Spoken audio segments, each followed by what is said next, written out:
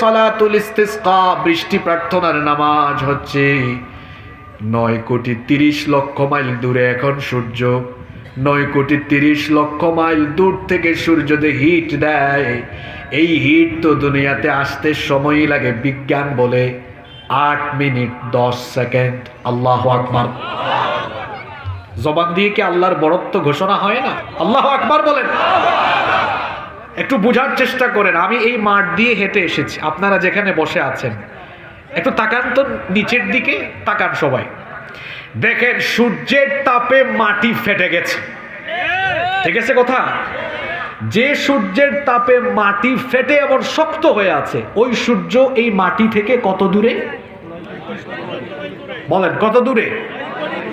মুখস্থ কোনো ওয়াজ হবে না তো, আজকে আপনাদেরকে বাস্তবিক কিছু কথা বুঝিয়ে যাব ইনশাআল্লাহ। 9,30,00,000 মাইল